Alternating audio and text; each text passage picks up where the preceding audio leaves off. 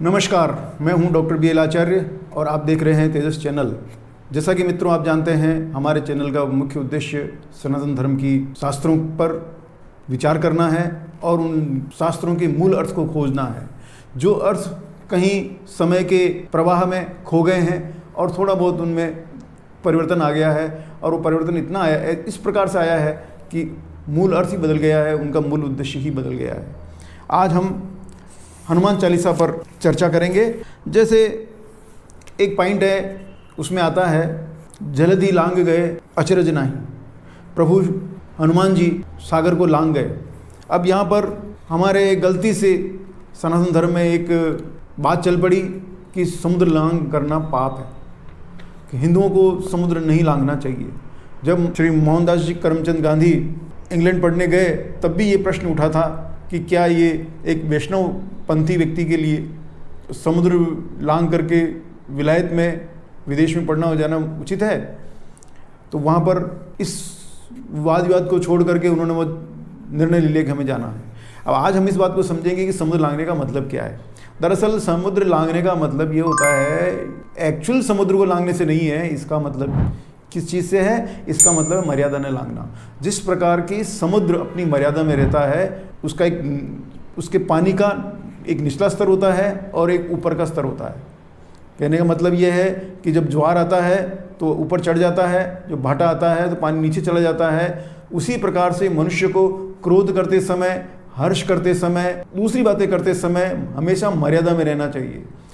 तो क्रोध भी आ जाए तो क्रोध को नियंत्रित कर ले। जैसे समुद्र होता है, चढ़ जाता है तो वापस उतर भी जाता है। तो ये बात कहने को चाह रहे थे, उसको हमने मर्यादा के रूप में कहा कि मर्यादा, व्यावहारिक रूप में मर्यादा किस प्रकार रखी जाए कि भाई गुस्सा तो आ सकता है, किसी भी व्यक्ति को गुस्सा आ सकता है। तो गुस्से का एक निम्नतम स्तर हो सकता है, एक उच्चतम स्तर हो सकता है। तो कितना गुस्सा आया? इतना गुस्सा आया कि हम अपने ही लोगों को क्षत विक्षत कर दें या 24 ही घंटे गुस्से से भरे रहें। अपन शास्त्रों में देखते हैं कि प्रभु श्री राम को भी गुस्सा आया, हनुमान जी को भी गुस्सा आया, पर वह गुस्सा अपना कार्य करके वापस ठंडा हो गया। तो इसको हमने कहा कि समुद्र की तरह मर्यादा बनाए रखना है। उसी का नाम समुद्र लांघना नहीं है। यानी कि प्रत्येक सनातनी समुद्र की तरह व्यवहार करे कि अपने हर्ष में, शोक में, दुख में, क्रोध में समुद्र की तरह एक उच्चतम स्तर और एक या निम्नतम स्तर मेंटेन करे। दूसरा प्रश्न आता है जो बहुत महत्वपूर्ण, मैं आपका ध्यान दिलाना चाहता हूँ, जिसकी तरफ मैं समझता हूँ कि हमारे महापुरुषों ने, विद्वानों ने गलती की है। जिसमें एक शब्द आया है, एक लाइन अपन बोलते हैं, हाथ वज्र और ध्वजा बिराजे, कांधे मूंज जनेऊ साजे। यहाँ पर मैं आपसे ये निवेदन करना चाहूँगा, यहाँ मूंज शब्द आया है तो हमारे विद्वान लोगों ने उसका अर्थ ये ले लिया है कि मूंज नामक वस्तु की, एक मूंज एक रस्सी होती है जो बड़ी चुभती है शरीर के, उस प्रकार की जनेऊ हनुमान जी महाराज ने पहन रखी है। दरअसल यहाँ मूंज शब्द का मतलब उस मूंज नामक रस्सी से नहीं है, बल्कि सुंदर से है।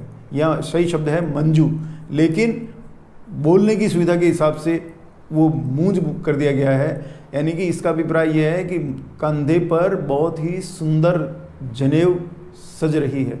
आप मूंज शब्द को सजने के साथ में जोड़ें तो मूंज सज रही है, यानी कि सुंदर सज रही है।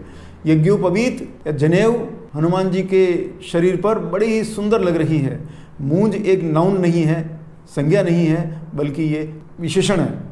ये विशेषण के रूप में इस्तेमाल की गई है, न कि एक संज्ञा के रूप में। तो ये एक बहुत बड़ी, मैं समझता हूँ कि बड़ी गलती हो रही है।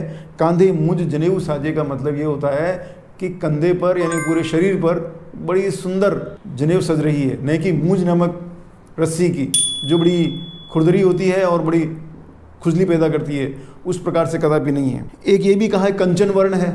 कंचन वर्ण होने का क्या अभिप्राय है? कंचन वर्ण होने का अभिप्राय यह है कि उन्होंने यज्ञोपवीत किया है, वो सवर्ण है। सवर्ण कहलाते हैं जिन्होंने माता पिता से जन्म लेने के बाद यज्ञोपवीत संस्कार करा लिया है और उससे वो तीनों में से कोई भी एक धर्म का पालन कर रहे हैं। जैसे ब्राह्मण, वैश्य और क्षत्रिय, इन तीनों वर्णों में से भी एक वर्ण का अथवा तीनों वर्णों का जो कार्य कर रहे हैं, उन्हें हम सवर्ण कहते हैं। सवर्ण के तब बनता है जब वह यज्ञोपवीत संस्कार कर लेता है। यहाँ कंचन वर्ण का मतलब सुनहरी काया से नहीं है। यहाँ कंचन वर्ण से अभिप्राय यह है कि उन्होंने यज्ञोपवीत धारण करके और वैदिक मार्ग पर चलने का निर्णय किया है, निश्चय कर लिया है, संकल्प ले लिया है। एक आता है जिस पर रामभद्राचार्य जी महाराज ने बहुत ही टीका टिप्पणी की है, तो वो इतने विद्वान आदमी हैं, उनके ऊपर हम कुछ नहीं कहना चाहेंगे। जैसे शंकर सुवन केसरी नंदन, कि शंकर वो हनुमान जी महाराज स्वयं शंकर ही हैं। तो कुछ लोगों का कहना है कि वो शंकर भगवान शंकर के पुत्र हैं, जबकि रामभद्राचार्य जी महाराज का कहना है कि वे तो स्वयं शंकर भगवान ही हैं। तो मुझे ऐसा प्रतीत होता है, यह लगता है कि हमें पुत्र पर जोर देना चाहिए, क्योंकि भगवान शंकर बिल्कुल अलग चीज़ है। उन्हीं का एक रूप हनुमान जी महाराज हैं, जो वायु रूप में, प्राण ऊर्जा के रूप में हमारे सामने हैं। वैसे पुत्र और पिता में कोई फ़र्क नहीं होता है, पुत्र पिता का ही स्वरूप होता है और पिता ही अपने स्वरूप को अपने पुत्र में गढ़ता है, इसलिए वैसे दोनों एक ही हैं। पर फिर भी अगर हम तर्क की दृष्टि से बात करें तो पुत्र या अवतार या उनका एक दूसरा रूप शंकर भगवान का देखा जाना उचित होगा। एक बात और आगे इसमें हनुमान चालीसा में एक बहुत महत्वपूर्ण चीज़ आती है, और वो है कि अपन बार बार इस बात को, हमारे सामने प्रश्न उठता है कि हमारी शिक्षा प्रणाली का क्या लक्ष्य होना चाहिए। हमारी शिक्षा प्रणाली का लक्ष्य बिल्कुल साफ दे रखा है इसमें हनुमान चालीसा में कि शिक्षा प्रणाली क्या करे, विद्यावान गुणी अति चातुर। हमारे विद्यार्थी शिक्षा प्राप्त करने के बाद में विद्यावान हो जाएं, गुणी हो जाएं और अति चतुर हो जाएं। विद्यावान का अभिप्राय यह है कि उनके पास में कोई न कोई ऐसा हुनर हो, कोई ऐसी कला हो, कोई ऐसी सांसारिक विद्या हो जिससे कि वह समाज की सेवा कर सकें, स्वयं अपना रोजगार कर सकें और समाज के लिए सबसे इम्पोर्टेंट महत्वपूर्ण कार्य कर सकें। और गुणी हो जाएं, सदाचार, गुणी का अभिप्राय सदाचार, सत्य पे चलने का वो अनुसरण करें, संकल्प ले लें। और अति चतुर का अभिप्राय यह है कि अति चतुर का मतलब यह होता है कि वह स्वयं तो चतुर है ही है, लेकिन जो अपने दुश्मन हैं, अपने जो दुष्ट लोग हैं, उनकी चालों का भी उचित जवाब दे सकते हैं। इसी अति चतुरता कहा जाता है। लेकिन इस दुश्मनों की चाल का जवाब देते समय भी वह सनातन धर्म को नहीं छोड़ते, सदाचार को नहीं छोड़ते, गुणों को नहीं छोड़ते, अपने अच्छे गुणों को नहीं छोड़ते, उन्हें अति चतुर कहा जाता है। और फिर आगे हमारे शिक्षार्थियों का, हमारे विद्यार्थियों को कैसा बनाना है, राम काज करीबे को आतुर, जो समाज की सेवा करने के लिए, राम काज करने के लिए आतुर रहते हैं, इस प्रकार के हमें विद्यार्थी बनने हैं। और सबसे इम्पोर्टेंट बात जो मैं कहना चाहूँगा वो ये है कि हमारे जीवन का लक्ष्य क्या, ये बिल्कुल हनुमान चालीसा में साफ कर दिया गया है। अंत काल रघुवर पुर जाई, जहाँ जन्म हरि भक्त कहाई। ये बहुत महत्वपूर्ण लाइनें हैं। शायद हमने इसका बार बार पाठ करने के बाद भी इस पर ध्यान नहीं दिया कि हमारा जो लक्ष्य है वो मोक्ष प्राप्त करना नहीं है। हम भगवान से ये प्रार्थना नहीं कर रहे हैं कि हे प्रभु हमें अब आगे और जन्म नहीं देना। इस प्रकार की बात अगर हम करते हैं तो इसमें बहुत बड़ी गलती है कि हम अपनी माँ की कोख को गलत बताते हैं कि हे माँ, हे पिता, आपने हमें जन्म दे करके हमारे ऊपर बहुत बड़ा पाप किया है कि हमें आपके गर्भ में भेज दिया, हमें बड़ा कष्ट हुआ और हमें बड़े कष्ट से हम जीवन बिता रहे हैं। इस प्रकार की बिल्कुल बात सही नहीं है। मूल बात यह है जो इस वाक्य में कह दिया गया है कि अंत काल रघुवर पुर जाई, यानी कि हम सब सनातनियों का, हम सब हिंदुओं का एक ही लक्ष्य है कि अंत काल में मरने पर हम रघुवरपुर जाएंगे। रघुवरपुर का मतलब भारत भूमि पर जन्म लेंगे और यहाँ हम हरि भक्त के रूप में कहलाएंगे, यानी कि वापस भी हम हिंदू ही बने, हम सनातनी ही बने। हमें अगला जन्म जो मिले वो सनातन के रूप में मिले, हिंदू धर्म के रूप में मिले और हरि भक्त के रूप में मिले। हमें दूसरे विधर्मी के रूप में जन्म लेने का दुर्भाग्य प्राप्त न हो। हमें वापस सनातन धर्म के रूप में, हरि भक्त के रूप में जन्म लेने का ही सौभाग्य मिले। ये एक बात कही जाती है। तो हमें प्रत्येक सनातनी को ये संकल्प लेना है कि हम अंतकाल में मरने के उपरांत भी हमारी यही कामना है कि हमें मोक्ष नहीं लेना है, हमें मोक्ष प्राप्त नहीं करना है। हमें तो हरि भक्त के रूप में इसी भारत भूमि पर जन्म लेना है और इसी सनातन धर्म की सेवा करनी है। यही संतों की सेवा करनी है, माता पिता की सेवा करनी है, गौ माता की सेवा करनी है, गंगा मैया की सेवा करनी है और हमें सनातन धर्म में जो सदाचार के नियम सिखाए गए हैं उसी के अनुसार पालन करना है। इसी का ये अर्थ है। तो मैं समझता हूँ कि हमने आज हनुमान चालीसा के रूप में कुछ उसके अलग प्रसंगों को अलग तरीके से विचार किया है। मैं सभी सुधीजनों से, सारे कथावाचकों से, सारे भक्तों से, सारे विचारशील लोगों से अनुरोध करूँगा कि वह इस पहलू से, जिस पहलू का मैंने अभी वर्णन किया है, उस पर भी विचार करें और उस पर ही आगे बढ़ें।